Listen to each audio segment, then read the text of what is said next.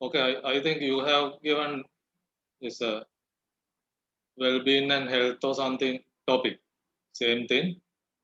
Now, these are the outcomes at the end of this workshop or this session. You should be able to discuss the components of well-being, describe ways of achieving well-being, practice simple techniques of achieving well-being. So, what is the health? What is the definition of health according to WHO? සෞඛ්‍ය අනු කොහොමද?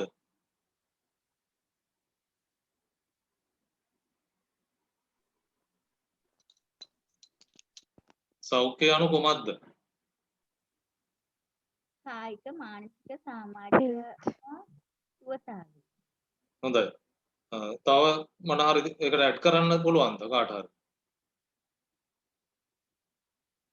Health is a physical, mental, social, and spiritual well-being, not merely absence of. Yeah, health is not merely absence of disease, disease but complete mental, physical, and social well-being. That is the WHO definition. Now, we have added another component in Sri Lanka, that is spiritual well-being, and in NIHS we had another one, that is emotional well-being. But other countries also, some other countries, they are talking about emotional well-being also. So there are 5 categories of well-being, or 5 components. They are mental well-being, that is manasika suwatawa. Then physical well-being, that is kayika suwatawa. Social well-being, samajiya suwatawa. Spiritual well-being, adhyatmika suwatawa. Emotional well-being, chitta vega suwatawa. ඉතින් මේවයි සමහර ඒවා ඕවර්ලැපින්. දැන් ප්‍රශ්නේ තියෙන්නේ දැන් සෞඛ්‍ය අර්ථ දැක්වීම අපේ දන්නවා කටපාඩමේ ගොඩක් අය. හැබැයි මේවා මොනවාද කියලා හරියටම මේ well-being වල definitions තියෙනවා. ඊගාවට මේවයි මිනුම් තියෙනවා. There are measurements or levels. ඊගාවට මේවා achieve කරන්න අපි කටයුතු කරන්න ක්‍රමවේද තියෙනවා. දැන් මේ පිළිබඳව discussion එකක් හරියට යන්න ඊට අමතරව පුහුණුවක් සිද්ධ වෙන්නේ නැහැ. එතකොට අපි සෞඛ්‍ය කියලා අර්ථ දැක්වීමක් තියලා තියෙනවා. හැබැයි මේ සෞඛ්‍ය අර්ථ දැක්වීමේ නිකම්ම ඔය පැත්තකට දාලා තියෙන එකක් තමයි ගොඩක් වෙලාවට අපි දකින්නේ. මේ සඳහා පුහුණුවක් ලබා දෙන්නේ නැහැ සෞඛ්‍ය වෘත්තිකයන්ට. ඊට අමතරව දැන් පුහුණු වීම වලදී වෛද්‍ය ශිෂ්‍යයන්ට ඊට අමතරව අනෙකුත් ශිෂ්‍ය ශිෂ්‍යාවන්ට මේ පිළිබඳව පුහුණුවක් ලබා දෙන්නේ නැහැ. සෞඛ්‍ය ක්ෂේත්‍රයේ ඉන්න ප්‍රොෆෙෂනල්ස්ලා ඒ ප්‍රොෆෙෂනල් ට්‍රේනින් වලදී නර්සින් වලදී එහෙමයි ගොඩක් ඒවායිදී හරි පුහුණුවක් ලබා දෙන්නේ නැහැ. ඉතින් නිකම් මේ අර්ථ දැක්වීමක් දාලා තියෙනවා එච්චර.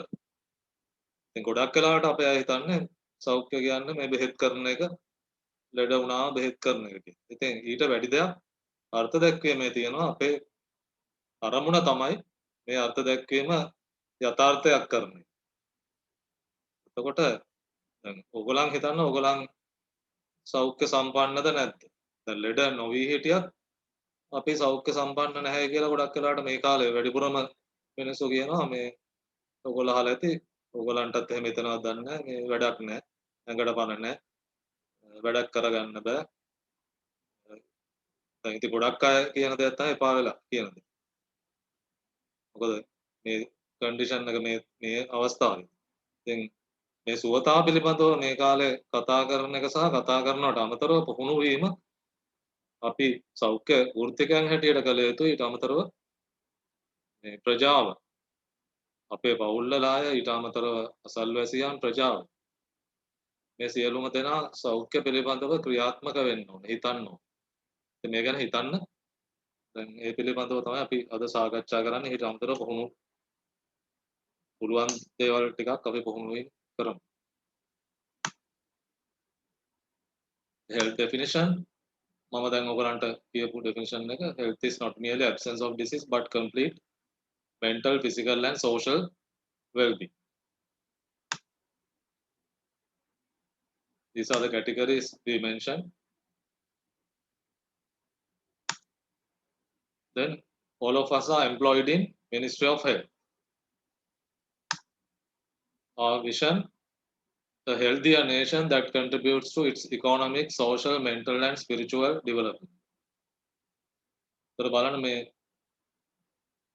විෂන් එකේ අපේ සෞඛ්‍ය අමාත්‍යාංශයේ තියෙන healthier nation එක. ඒකෙත් තියෙනවා social component එක, mental, spiritual development පිළිබඳව.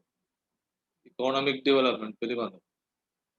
එතකොට social component එක, mental component, spiritual component මේ දැක්මෙත් තියෙනවා vision එකේ. සෞඛ්‍ය අමාත්‍යාංශය. ඊගාට මිෂන් එකක් තියෙනවා මේ විෂන් එක achieve කරන්න.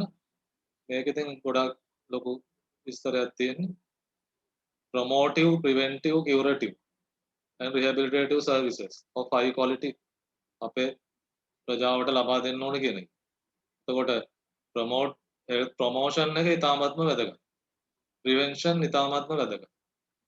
curative වැදගත්. curative ගැන තමයි වැඩි මේ සාකච්ඡා කරන්න, වැඩි මුදලක් ලබා දෙන්න එක තමයි ගැටලුව. ඊගාට rehabilitative ඒ services වැදගත්. ඒක ඉතාමත්ම අඩුවෙන් තමයි අපි දකින්න සිද්ධ වෙන්නේ. ගාවට ඇත්තට මේවා achieve කරන්න තියෙනවා මිෂන් එකක් දීලා තියෙනවා. ඊට අමතරව specific objectives දීලා තියෙනවා. මේ specific objectives ඔයගලන්ට මිනිස්ට්‍රි එකේ වෙබ්සයිට් එකේ බලන්න පුළුවන්. වැඩිපුරම තියෙන health promotion පිළිබඳ. ඊට අමතරව දක්වලා තියෙන research. එතකොට මේ පිළිබඳව හිතන්න ඕන.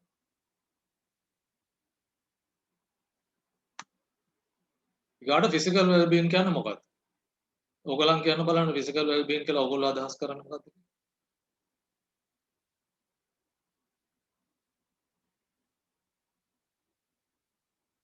physical well-being කියලා ඕගොල්ලන් අදහස් කරන්නේ මොකක්ද?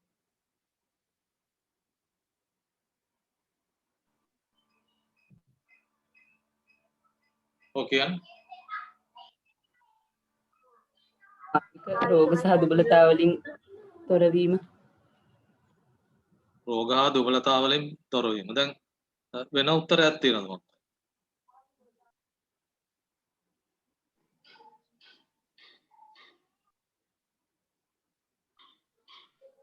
physically active වීමත් එක්ක රෝග සහ ඒවයින් තොර වීම කියලා කිව්වොත් සර්. physically active වීම කියන එක හරි. දැන් රෝග දැන් මෙතනදී කිව්වනේ රෝග වලින් වැළකී සිටීම. දැන් ඩෙෆිනිෂන් එකේ තියෙන රෝග වලින් වැළකී සිටීම පමණක් නොව කියලා තමයි මේ කායික මානසික අධ්‍යාත්මික සුවතාව කියලා කියන්නේ. කායික මානසික සමාජීය සුවතාව කියන්නේ. එතකොට මේ රෝග වලින් වැළකී සිටීම කියන දේ නෙවෙයි, ඊට අමතර දෙයක් තමයි මෙතන physical well-being කියලා කියන්නේ. ඒකට physical well-being වල කියන්නේ feeling good, feeling fit. fitness කියන දේ යෝග්‍යතාවය. ශාරීරික යෝග්‍යතාවය කියන එක තමයි මේ physical well-being කියලා සලකන්නේ. ඒක ශාරීරික යෝග්‍යතාවය කියනකොට මේ පිළිබඳව තියෙනවා primary components, secondary components කියලා. එතකොට fit කියන දේ ශාරීරික යෝග්‍යතාවය. ඒතර මොනවාද components? මේක ඉතාමත් වැදගත් ඕගලන් public health nursing officers හැටියට මේ දැනගන්න ඕනේ physical මොනවාද components? මයික හරි නිවැරදි අගේ තියෙනවා. එකක් තමයි aerobic fitness. aerobic fitness කියන්නේ cardio respiratory fitness. දෙවෙනි එක තමයි muscular strength. muscular strength කියන්නේ පේශීවල ශක්තිමත් භාවය. තුන්වෙනි එක තමයි muscular endurance, පේශීවල දරා ගැනීම හැකියාව. හතරවෙනි එක flexibility, that is නම්‍යතාවය, නමනීයත්වය. ඒකට අපි දැන් ඔයගොල්ලෝ කියනවා ඕගොල්ලෝ දැන් පබ්ලික් හෙල්ත් නර්සින් ඔෆිසර් වුණාම වැඩිපුරම කියනවා මිනිසුන්ට ප්‍රජාවට ව්‍යායාම් කරන්න කියලා. ඒතර ව්‍යායාම් කරන්න කිව්වම ව්‍යායාම් වල ඒ කරන ව්‍යායාම් මාලාවෙන් මේ components හතරම ඇඩ්‍රස් වෙන්න ඕන. ඊට අමතරව තියෙනවා මේ body composition කියලා. ඉතින් අපි ඒක ප්‍රායෝගිකව මෙතනදී ගන්නෙ නෑ. ව්‍යායාම් සම්බන්ධයෙන් ගත්තම් ඒතර මේ හතර තමයි මේ එන්නේ. එතකොට දැන් හිතන්න අපි කාට හරි ව්‍යායාම් කරන්න කිව්වම අපි ඒගොල්ලන්ට දෙන ව්‍යායාම් මාලාව මේ ඒකෙත් අඩංගු වෙන්න ඕනේ මේ හතර සඳහාම ව්‍යායාම්. දැන් අපිට ඕගලන්ට ඇවිල්ලා කියන්න වෙන්න පුළුවන් කවුරු හරි මම දැන් ඩයබටික් කෙනෙක් හම්බුණා. එයා කියනවා එයාට මම හැමදාම රවුන්ඩ් එකේ වට 5ක් දුවනවා. වට 10ක් දුවනවා. ඒතර ඕගොල්ලන් මොනවද කියන්න ඕනේ? එහෙම ග්‍රවුන්ඩ් එක වටේ වට 10ක් දුවනවා නම් එයාට වැඩියෙන්ම මේකෙන් ඇඩ්‍රස් වෙන්නේ එයාගේ ව්‍යායාම වලින් මොනවාද?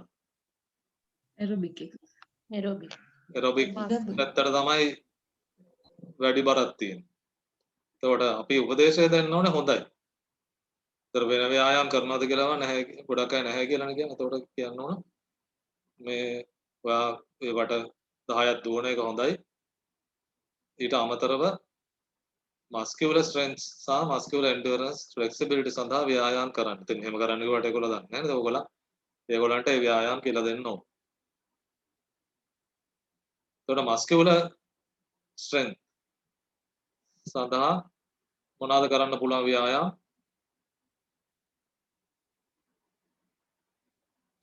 තමන්ගේම බරෙන් කරන ව්‍යායාම්.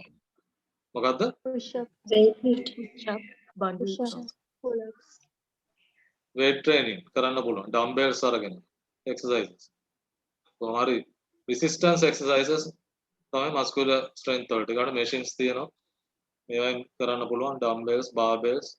ඊට අමතරව තමන්ගේම ශරීර බරෙන් කරන ව්‍යායාම. muscular endurance වලටත් ඒ ව්‍යායාම තමයි. හැබැයි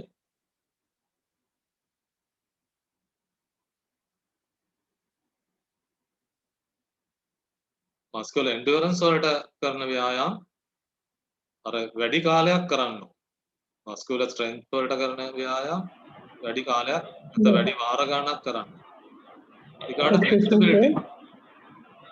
excuse me sir. Yeah. sir තා විනාඩි 10කින් මේක කට්ටේ. එතකොට මේ ලින්ක් එකෙම ආපහු කනෙක්ට් වෙමු sir. ඒකට flexibility වලට කරන්න තියෙන්නේ stretching exercises. එතකොට මේවා ගැන ඔයගොල්ලෝ ඉගෙන ඕගොල්ලන් පුහුණු වෙන ගම අනිත් අයවත් පුහුණු කරන්න ඕන. ඒක ඉතාමත් වැදගත්. මොකද exercise prescription කියන එක හරියම වැදගත්. ඒක අපේ රටේ හරියට කරන්නේ නැහැ. හැබැයි ඕගොල්ලන් තමයි ඒ සඳහා මේ මූලිකත්වය අරගෙන කටයුතු කරන්න ඕන. එතකොට මේවට කියන්නේ primary fitness components කියලා secondary components තියෙනවා. ඒවා ගොඩක් වෙලාවට මේ ක්‍රීඩා කරනකොට ඒවට අදාළව තමයි ඒව දක්වලා තියෙන්නේ. හැබැයි අපි සෞඛ්‍ය ක්ෂේත්‍රයේ හැටියට අපිට ප්‍රධාන වශයෙන් වැදගත් වෙන්නේ මෙන්න මේ හතර primary components. මොනවාද ඒ primary components? Fitness components, aerobic, muscular endurance, flexibility. What are the parameters of physical well-being? The physical well-being මනින්න කොහොමද? ඔයගොල්ලෝ දන්නවනේ මේක. කොහොමද මනින්න physical well-being ගැන කියනකොට? BMI හොඳයි. BMI කියනවා. ශරීර බර කියනවා. Circumference. මොන circumference? waist circumference, waist to hips Waist. ratio, Waist hip ratio. Body weight, BMI, chest waist difference, level of fitness. ඒකද level of fitness කරන බලන එක ක්‍රම තියෙනවා. ඒතර හැබැයි BMI වල තියෙන ප්‍රශ්නය. අපි හොඳ එක්සර්සයිස් ප්‍රෝග්‍රෑම් එකක් හරියට කරනවා නම් මොකද වෙන්නේ? BMI මුලදී මොකද වෙන්නේ? අඩු. මුලදී අඩු වෙනවා. ඊට පස්සේ Ready. වැඩි වෙනවා. මොකද අපේ muscular strength සහ endurance වලට අපි exercise කරනකොට pure muscle mass වැඩි වෙන නිසා BMI වැඩි වෙනවා. ඒ මුල් කාලේදී අපේ fat අඩු වෙන නිසා BMI අඩු වෙනවා. එතකොට ඇත්තට හරි exercise program එකක් කරනකොට BMI කියන දේ එච්චරම හොඳට exercise කරනවා නම් moderate exercises හරි විදිහට කරනවා නම් BMI කියන එකටත් වැඩිය වැදගත් waist difference. chest waist difference අපි දැන් අඩු ගන්න waist circumference ඉන්න කොච්චරද කියලා බලන්න කියලා කියනවා. pregnant අය ඇරෙන්න අනිත් අයට මේක හරිම පහසුයි. ඒකට ටාගට් ගන්න පුළුවන්. දැන් ඉන්න කාගේ හරි 30ක් තියෙන 32ක් තියෙනවා නම් 30ක් කරන්න කියලා. නැත්තම් 40 තියෙනවා නම් 38ක් කරන්න. ඒ වගේ මේ මාස 2ක් 3ක් ඇතුළත එකපාර අඟල් 6ක් විතර අඩු කරන්න යන්න හොඳ නැහැ. එතකොට ඒක ශරීරයට පොරොත්තු දෙන්නේ නැහැ. ඒතර මේ ගැන හිතන්න මේ පැරාමීටර්ස් මේවා තමයි කියන්නේ BMI කිව්වට කමක් නැහැ. හැබැයි එක්සර්සයිස් හරියට කරනවා නම් ට්‍රේනින් ප්‍රෝග්‍රෑම් එක මේ BMI මුලදී අඩු වෙලා ඊට පස්සේ වැඩි වෙනවා. ඊට ෆිසිකල් ෆිට්නස් වලට දීලා තියෙනවා අර්ථ දැක්වීම definition. It is a measure of the body's ability to function efficiently and effectively in work and leisure activities, to be healthy, to resist hypokinetic diseases and to meet emergency situations. तर මේ කියන දේ මම එලබරේට් කරනවා body diagrams වගේ. මේගොල්ලෝ මොනවද කරන්නේ? What are they doing? staircase එකක් නගිනවා. Climbing stairs. එතකොට මේ අපේ day to day activities වලදී වෙන්න පුළුවන්. ඔෆිස් එකේ වැඩ කරනකොට මේ තට්ටු 3ක් උඩට යන්න වෙන්න පුළුවන්. සමහර වෙලාවෙ නෑනේ මේ lift නෑ, සමහර lift කැඩිලා තට්ටු 4 නගින්නත් වෙනවා. සමහර රජයේ ආයතනවල. ඒතර අපි තට්ටු 2ක් නැගලා අපිට විනාඩි 15ක් අතීතදා ඉන්න ඕන නම් මොකද කියන්නේ? අපි ඒකට ඒ සඳහා යෝග්‍යතාවය, ශාරීරික යෝග්‍යතාවය ඇතිද මදිද? මදි. එතකොට අපේ day to day activities වලට අපිට ශාරීරික යෝග්‍යතාවය තියෙන්න ඕනේ. මොනවාද මේගොල්ලෝ කරන්නේ? Playing badminton. For recreational activities also, you should have physical well-being.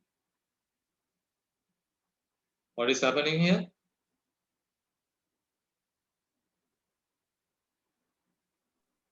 What is happening here? running. Oh, what? To save your life. With ජීවිතේ බේර ගන්න අපිට සමහර වෙලාවට දුවන්න වෙනවා. ඒතර තමන්ගේ ජීවිතේ බේර ගන්නත් අපිට ෆිට්නස් තියෙන්න ඕනේ. ඔයගොල්ලෝ මේ ප්‍රජාවය කියලා කටයුතු කරනකොට මේ වගේ දේවල් එන්න පුළුවන්. කවුරු හරි ගහන්න එහෙම පිටිපස්සෙන් එන්න පුළුවන්. අතර දුවන්න තමයි තියෙන්නේ. පැහැදිලිද? ඊළඟට මොකක්ද කරන්නේ? CPR. මේක පහසුද? අමාරුද? කොච්චර වෙලා කරන්න පුළුවන්ද ස්වාමී?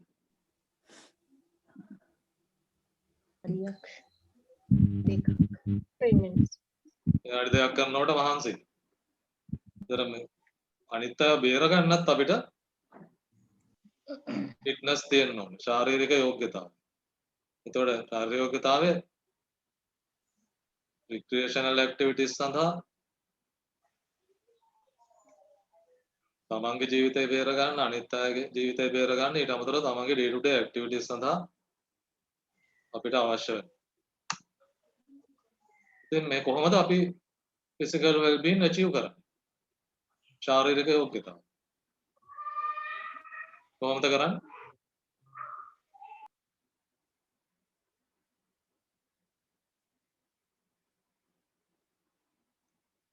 physically active වීම තුලින්. ඔව් මොනවාද ඇක්ටිව් වෙන්න මොනවාද කරන්න පුළුවන්? ඒකත් තමයි physical activities, exercise. intensity level එකෙන් day to day activities අපි අනිත් දේවල් ශරීරය වෙහෙසලා කරන්නත් පුළුවන්. ඒ වුණාට ඊට අමතරව අනිවාර්යෙන් අපි physical exercises කරන්න වෙනවා. මේ තියෙන මේ ජීවන රටාවත් එක්ක. ඊගාවට අපිට හොඳ පෝෂණයක් තියෙන්න ඕනේ. ඉතින් මේ පෝෂණය ගැන කියනකොට ඉස්සර කියන දේවල් දැන් කියන්න බෑනේ. ඉතින් හොඳ පෝෂණයට ඉස්සර කාලේ කිව්වා එළවලු කන්න, පළතුරු කන්න ඒවා කියලා. දැන් ඒක ප්‍රශ්නයක් තියෙනවා. එළවලු පළතුරු කනවා නම් මේ වසවිස නැති ඒවා කන්න ඕනේ. ඉතින් වසවිස නැති ඒවා හදා ගන්න නම් තමන්ට ගන්න නම් තමන්ම ගෙදර හදන්න. ඒ ප්‍රශ්නයක් තියෙනවා. ඊගාවට අපිට රෙස්ට් එකක් ඕන. adequate rest. මේක ගොඩක් වෙලාවට සෞඛ්‍ය ක්ෂේත්‍රයේ සමහර අයට නැහැ. adequate rest. You gotta refrain from bad habits. धूमपाने मत द्रव्य मत पेन पाने මේවා ඒවයින් අයින් වෙන්න. To achieve physical well-being, you should practice regular physical exercises, proper nutrition, you have to take balanced diet, and you should have adequate rest and refrain from bad habits. Physical exercises කොහොමද කරන්න කියලා තියෙන recommendation.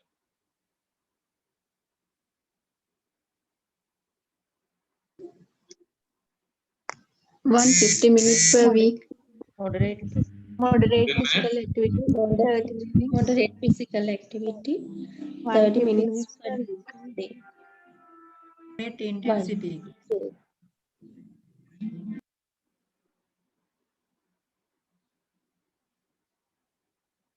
Physical activity the recommendation එක එක විදිහට තියෙනවා එක එක ආයතන එක එක විදිහට කියනවා. අපි නම් දකින හැමදාම exercises කරන්න ඕන. At least 30 minutes. Moderate exercises නම් 30 minutes කරන්න ඕන. ඊට අමතරව ඒකේ components විදිහට අර components අතරම address වෙන්න අපි exercises කරන්න ඕන. resistance exercises කරනවා නම් weight training ඒ වගේව දවසක් කරන්න ඕන.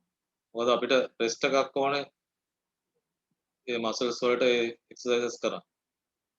aerobic